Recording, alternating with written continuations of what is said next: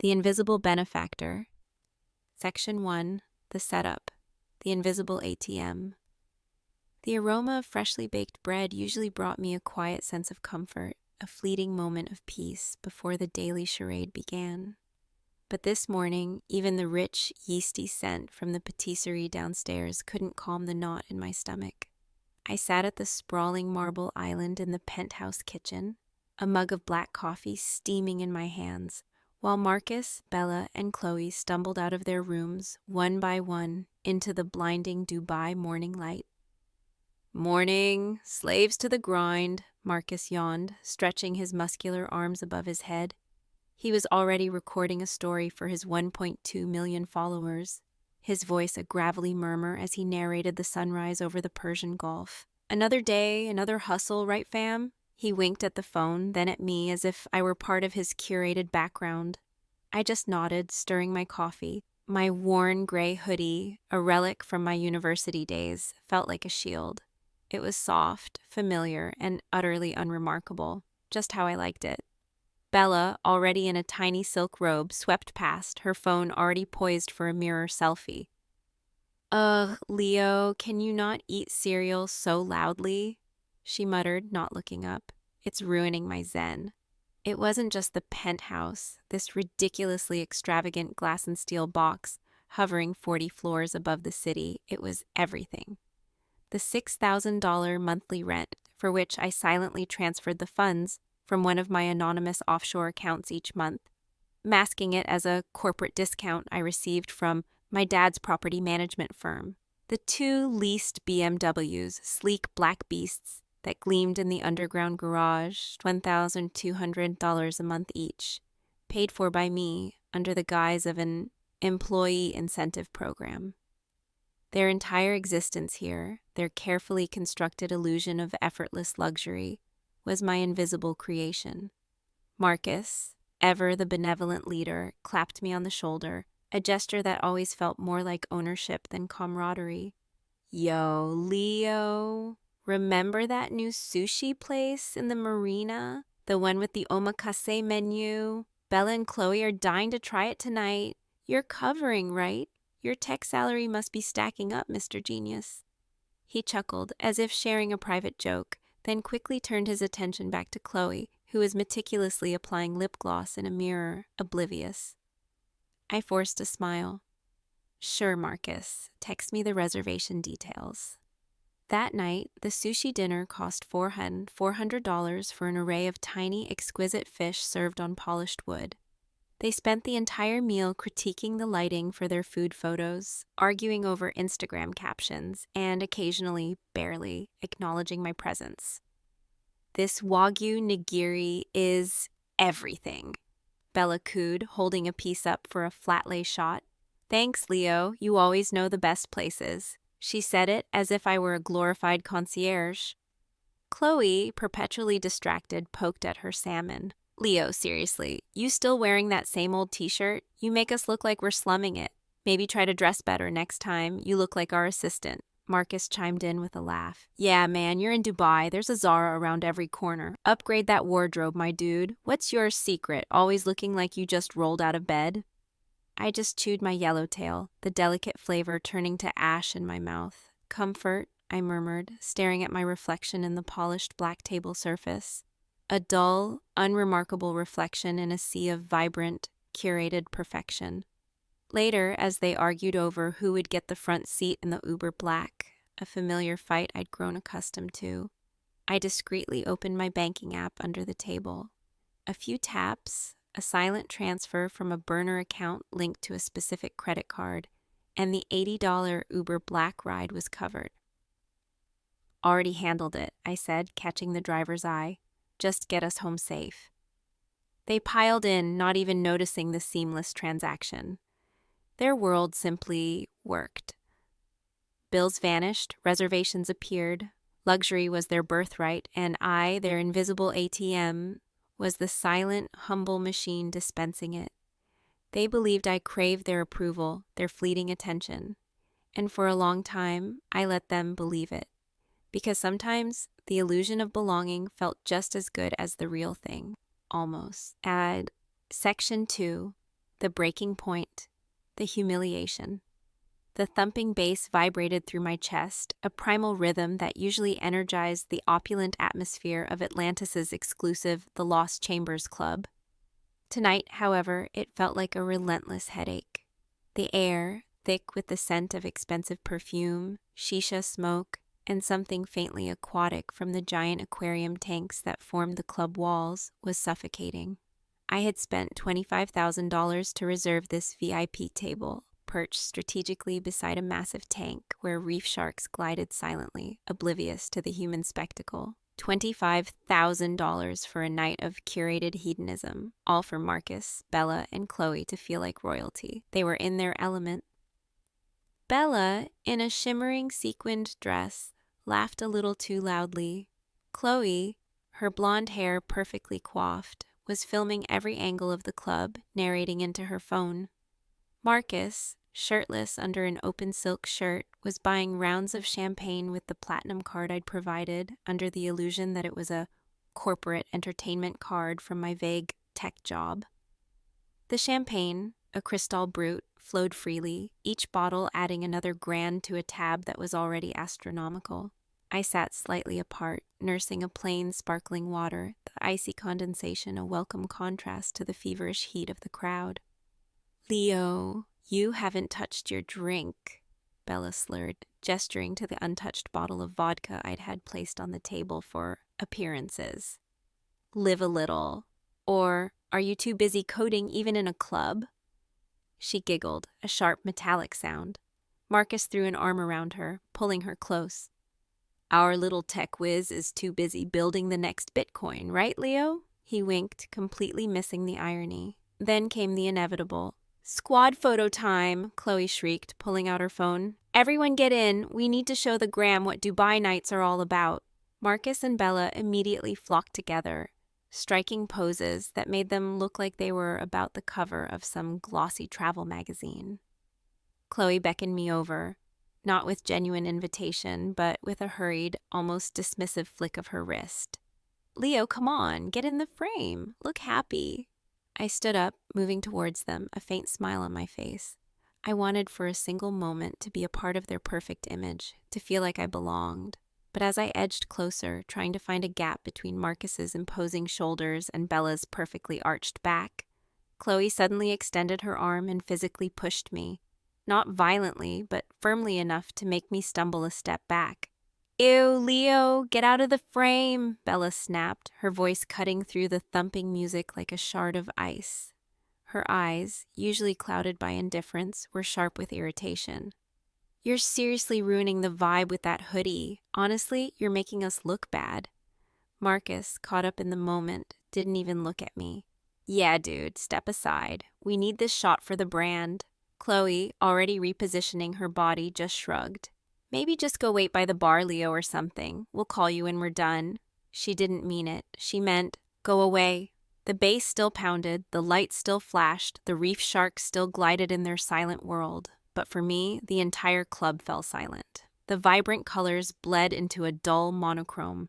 My ears rang with an absence of sound. The pain wasn't physical, though the unexpected shove had left a faint ache in my shoulder. It was a searing, scorching clarity that burned through years of self-delusion. I wasn't a friend. I was a prop, a background character, an invisible ATM, a wallet with legs perpetually out of frame. The humiliation was absolute, profound. It wasn't just them, not just their casual cruelty. It was me for letting it happen, for actively enabling it, for clinging to the false hope that if I just bought enough, gave enough, they would eventually see me. But they never had, and they never would. A cold, unfamiliar smile stretched across my lips. It felt brittle, dangerous. My voice, when it came, was steady, surprisingly calm amidst the internal earthquake. "You're right," I said, loud enough for Bella and Chloe to hear, though Marcus was already posing again. "I don't belong here." Without another word, without a backward glance, I turned and walked away. Section 3, the departure and the execution, the digital kill switch. The cacophony of the Lost Chambers Club, a pulsating beast of lights and sound, began to recede behind me. Each step I took toward the exit was a step away from a nightmare I had willingly funded. The vibrant, flashing lights of the dance floor blurred into streaking lines. The thunderous bass slowly softened into a dull thrum, then a distant murmur. The perfume and shisha smoke, once cloying, dissipated with every breath of fresh, cool desert air that greeted me as I pushed through the heavy double doors. Outside, the silence was profound. It wasn't just an absence of noise, it was a physical sensation, like a balm on an open wound. The sprawling, opulent complex of Atlantis shimmered under the moonlit Dubai sky, its iconic arches and towers reflecting in the serene waters of the resort. A gentle breeze, carrying the faint scent of salt and exotic flowers, ruffled my hoodie. Clarity washed over me, a wave so pure and sharp it was almost painful. For years I had chased the mirage of belonging, pouring my hidden fortune into their empty lives, hoping to buy a seat at their table. Tonight, they had shown me that the only seat I held was for my wallet. I didn't hail a taxi. I walked, letting the cool night air cleanse the lingering humiliation. My footsteps echoed on the polished pavers, a stark contrast to the frantic energy I had just left behind. I reached my hotel, a discreet 5-star boutique a few miles from the main strip, paid for with yet another of my corporate cards. The lobby was quiet, bathed in soft amber light. No flashing cameras, no influencer poses, just the gentle murmur of a fountain and the polite nod of the concierge. Up in my suite, I peeled off the hoodie, tossing it onto a plush armchair. The room was spacious, tastefully decorated, with a panoramic view of the city lights. I walked over to the floor-to-ceiling window, staring out at the glittering tapestry of Dubai, a city built on ambition and illusion.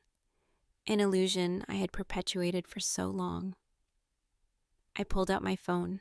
It felt heavy in my hand, a conduit to the power they never knew I possessed. This wasn't about anger anymore, not purely. It was about surgical precision, about dismantling the fragile house of cards I had so painstakingly erected. First, the credit cards. I navigated to my primary banking app, a stark white interface I had coded myself for maximum security and efficiency. My finger hovered over the Accounts tab, then Shared Cards. There were 3 primary cards linked to their lavish lifestyle: the Platinum World MasterCard, the Titanium Amex, and a specific travel rewards visa, all under my name with them as authorized users. Marcus had the Platinum for general expenses, Bella the Amex for clothes and beauty, Chloe the Visa for experiences and smaller daily purchases. Tap. Platinum World MasterCard. Scroll. Authorized users. Marcus. Tap. Revoke access. A confirmation pop-up. Are you sure you want to revoke Marcus Thorne's access? This action is irreversible. Tap. Confirm. The app processed for a second, then a green check mark appeared. Done. I repeated the process for Bella's Amex and Chloe's Visa. 3 quick, decisive taps, 3 lives, instantly disconnected from their financial lifeline. I imagined them at the club, swiping those cards with their usual nonchalance, only to be met with a silent, humiliating declined. A small, bitter smile touched my lips. Next, the accommodations, the luxury penthouse in downtown Dubai, their current base of operations. The smart lock system was integrated into a separate app, one I'd set up myself. I opened it. A visual representation of the apartment layout appeared, green icons indicating locked doors. Tap. Guest access. Marcus, Bella, Chloe. Each name had a toggle switch next to it. Currently active. Tap. Marcus. Toggle off. Tap. Bella. Toggle off. Tap. Chloe. Toggle off. Guest access revoked, the app confirmed. Not just locked out, but permanently removed from the system. The key codes they used, their biometric scans, all rendered useless. They could try to get back to their lavish abode, but the smart lock, my digital guard dog, would refuse entry. The flights, Their first-class return tickets to Los Angeles, booked for 2 days from now. My finger moved to the airline app. Their itinerary loaded, seats 3A, 3B, 3C, first class. Tap. Manage booking. Tap. Cancel passengers. Another confirmation. Canceling these tickets will result in forfeiture of funds as per non-refundable fare rules. Proceed. Tap. Confirm. The screen flashed. Cancellation successful. 3 luxury seats instantly vaporized. They were stranded thousands of miles from their curated existence. Then the subscriptions. Netflix, Spotify Premium, Uber, even their collective iCloud storage plan, all linked to my primary accounts, generously shared under my family plan. Each one was systematically unfriended, unshared, removed. Spotify, family plan members. Tap, tap, tap, remove. Netflix, profiles. Tap, tap, tap, delete. Uber, payment method. Tap, remove all shared cards. My phone buzzed, a tiny vibration in the quiet room, a notification from my bank. Transaction declined. The Lost Chambers Club, Dubai, $12,750. Ah, perfect timing. I picked up my actual phone, the one with my genuine contacts. I scrolled through my business contacts and found the number for Rashid Al Maktoum, the manager of the Lost Chambers, a man I had cultivated a professional relationship with over numerous high-spending nights, always paid directly from my personal, untraceable crypto wallets. He knew me as a generous, albeit quiet, patron. "Rashid," I said, my voice low and calm.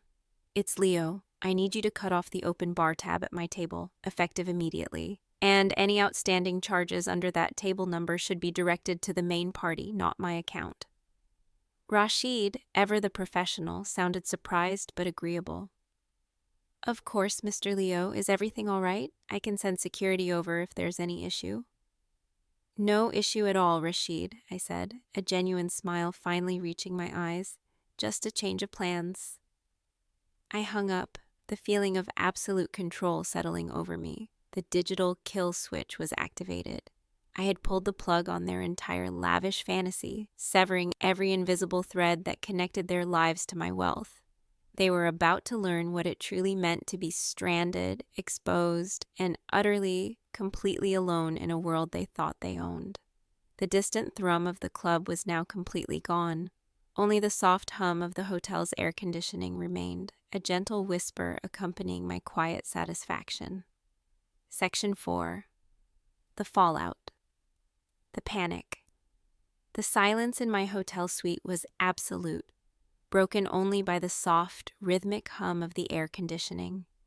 I had showered, changed into fresh clothes, another simple, high-quality t-shirt and jeans, and ordered room service, savoring a delicious solitary meal. The city lights of Dubai glittered outside my window, a sprawling tapestry of human ambition and illusion. And somewhere out there, my former friends were about to have their own illusions shattered. My phone, resting on the bedside table, remained stubbornly quiet for a long time.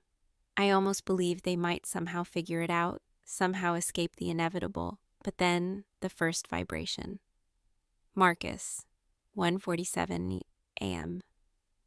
"Yo, Leo, where did you disappear, man? Bella and Chloe are freaking out. The waiter just brought a bill for like $15K and my card declined. WTF, bro?" A slow, satisfied smile spread across my face. 15,000, precisely what I expected. The Cristal, the premium spirits, the rounds of expensive cocktails. I pictured Marcus's bewildered face, his bravado crumbling as the plastic was rejected. Bella, 1:49 a.m. "Leo, are you fucking kidding me? My card just declined too, and Chloe's. What kind of sick joke is this? Security is staring at us. Get back here now." Her text was a torrent of capital letters and exclamation marks, a digital shriek that almost made me wince. Bella, queen of composure, reduced to raw panic. Good. Chloe, 1:51 a.m. "Leo, this isn't funny. They're trying to kick us out. We have no money. How do we get home? My flight is tomorrow morning. This is your fault. The self-preservation instinct was strong in Chloe. My fault. Of course. Never their entitlement, never their casual cruelty, always my fault. I took a bite of my perfectly cooked steak, savoring the rich flavor. Marcus, 1:55 a.m. Bro, seriously, pick up. This isn't a joke anymore. Security just said they're calling the police if we can't pay. What did you do to my card? Ah, the police. That added a delicious layer of chaos. I imagined the scene. 3 wannabe influencers, accustomed to being fawned over, now facing the stern, unyielding authority of Dubai law enforcement.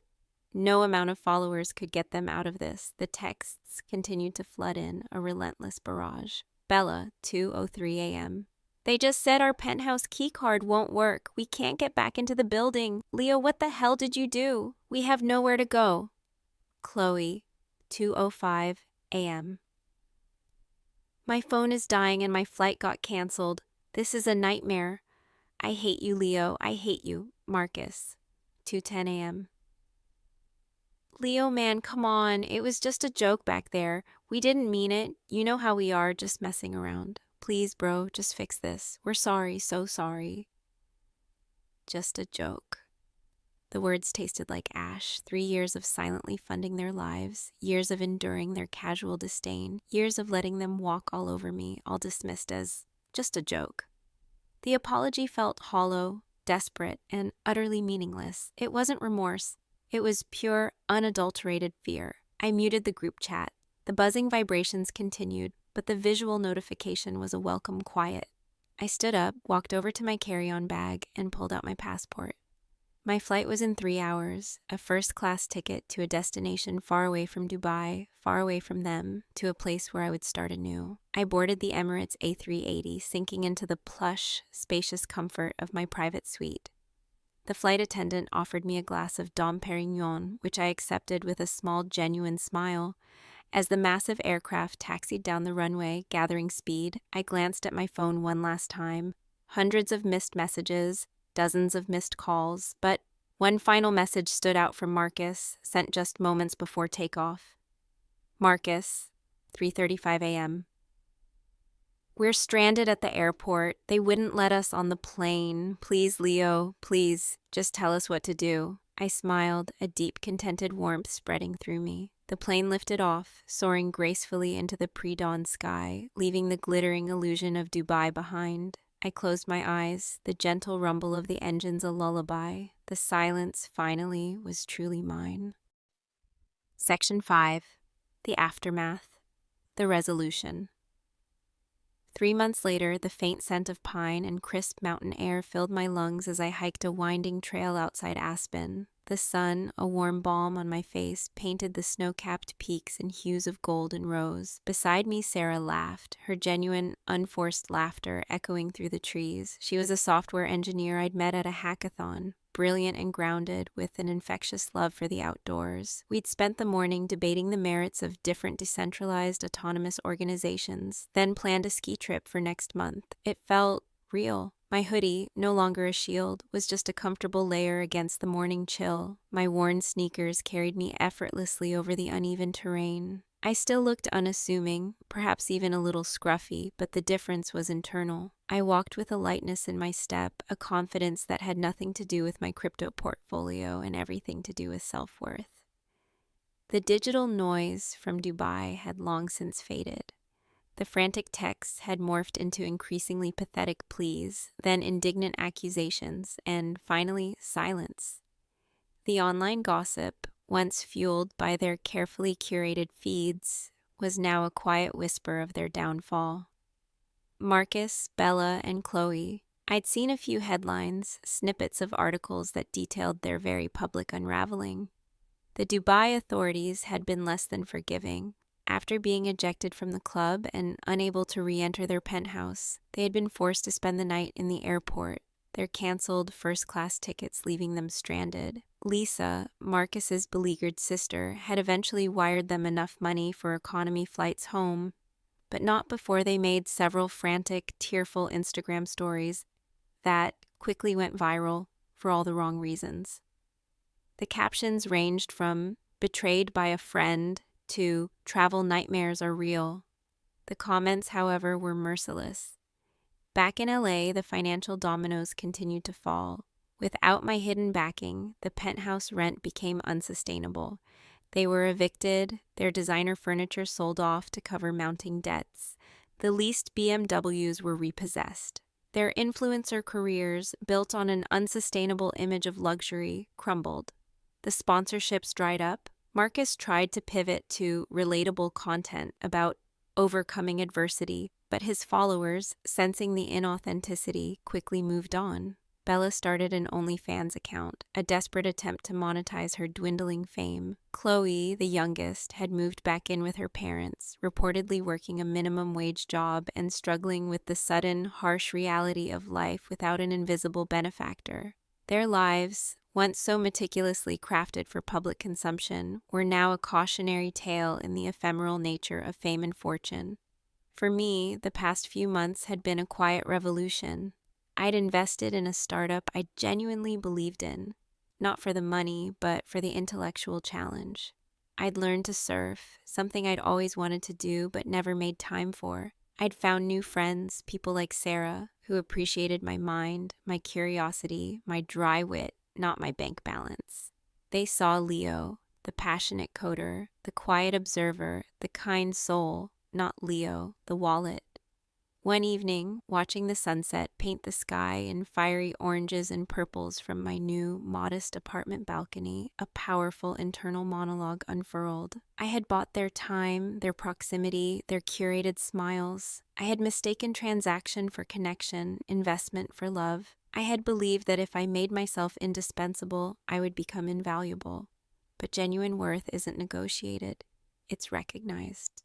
It isn't bought, it's earned. And it certainly isn't given by those who only see you as a means to an end.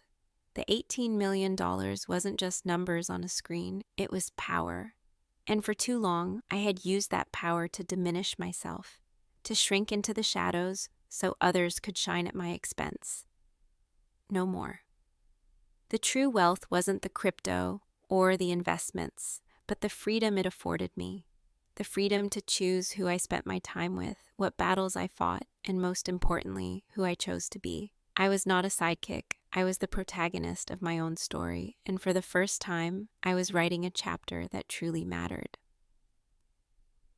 The sun dipped below the horizon, casting the world in a soft twilight glow. The silence was not empty, but full of possibility, full of genuine connection, full of the quiet, unwavering knowledge that I was finally, truly enough.